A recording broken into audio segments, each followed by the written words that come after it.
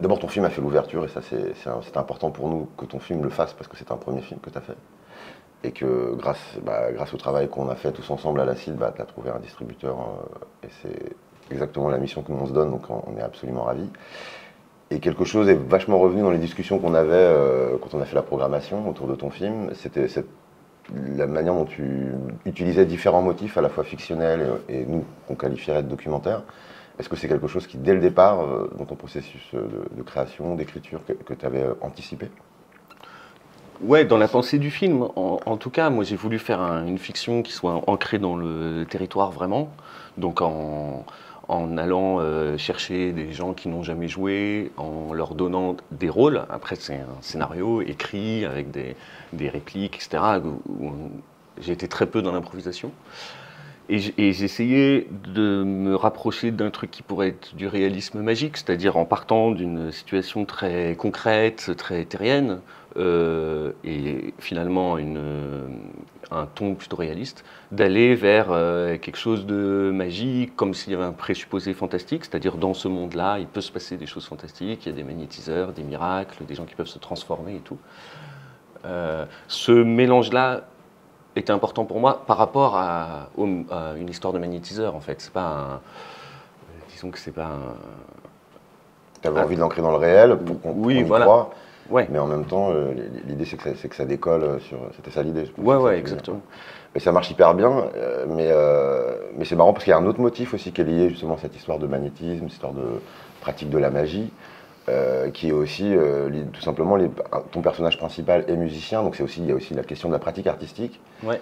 Moi, je me faisais un peu mon film dans ma tête tout seul en me disant que dans les deux cas, en fait, on utilise des choses invisibles, en tout cas, à minima. C'était ça aussi quelque chose un thème qui te tenait Ouais, ouais, auquel ouais. tu tenais beaucoup. Je suis désolé. Oui, je pense.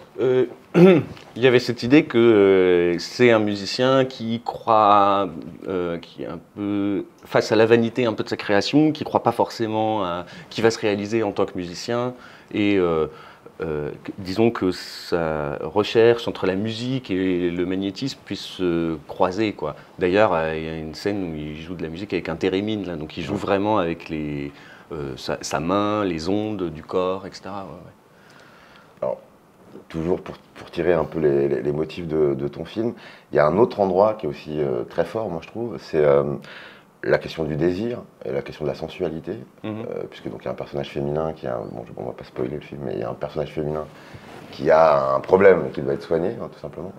Et en même temps, ton personnage, il est extrêmement pudique, d'ailleurs dans sa pratique artistique, Ouais. comme dans son rapport à l'autre. On va dire que c'est un taiseux, quoi. Et du coup, dans le film, tu tisses un personnage féminin assez étonnant. Enfin, je veux dire, au regard du contexte actuel, etc., tu as une manière de t'accaparer la question de la féminité de manière très subtile. Tu peux nous en parler un tout petit peu? Ouais, il y avait cette idée assez rapidement dans l'écriture que ça allait être une histoire d'amour assez pudique, mais une histoire où les personnages se ratent un peu, quoi. C'est-à-dire, il y a du désir, il y a de l'amour entre eux, et puis tout d'un coup, elle a un désir de liberté qui va prendre le pas, auquel il va être très aveugle, le personnage masculin, pendant un long moment, ce qui fait qu'il fait n'importe quoi avec elle. Et j'avais envie de raconter ça, quoi, Oui, parce grand désir de liberté. qu'elle est en résistance, Ah ouais, ouais, ouais, elle. à Enfin, fond. je veux dire, Ouais.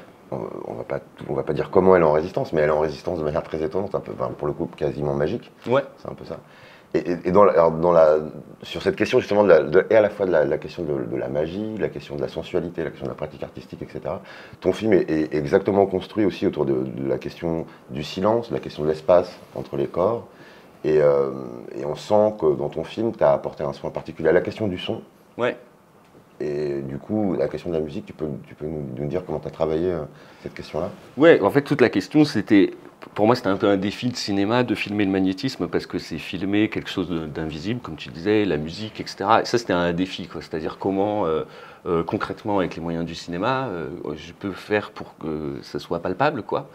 Donc, bon, déjà, il y a les mains, quoi, qui fait que ça devient, je sais pas, c'est un truc, il y a beaucoup de gros plans de mains dans le film, et à la fin, ça devient un peu, du coup, tactile, quoi, j'ai l'impression. Et, j'ai essayé par le zoom, par le son aussi beaucoup, dans comment faire résonner le silence, donc avec des sons avant forts, de la musique, etc.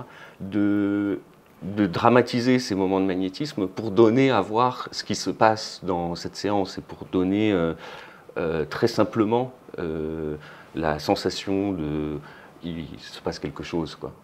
Donc je sais pas, à un moment c'est les mains de Jackie en gros plan qui se rapprochent du dos d'Elsa et voilà, c'est un travelling sur ses mains qui montre à la fois l'espace et puis je sais pas, l'espèce de tension qu'il y a dans ses mains, quoi. On sent que tu crois beaucoup à la force du cinéma. Enfin, en tout cas, la question du cinéma, elle habite vraiment complètement ton film.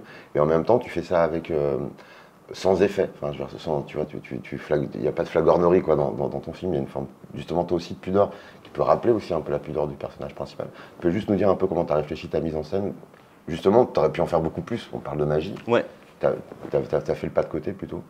Ouais, j'avais l'impression que pour être juste par rapport à cette histoire, par rapport à cette volonté de mélanger un peu dans le casting des gens qui n'ont jamais joué, des acteurs, etc., j'avais l'impression qu'il fallait être assez sobre en effet, quoi, et trouver, avec des moyens très simples, ce que je disais, le zoom, le travelling, le son, comment rendre ça palpable, quoi, cette magie, mais tout en étant ouais, assez sobre, assez...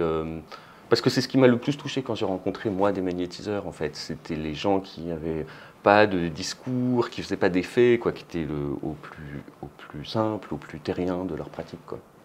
Okay. Comme c'est un film sur les mains, quoi, moi je l'ai imaginé comme ça, je me suis dit, on va le faire avec les mains, quoi, artisanal, en fait. D'accord. Ça me plaisait.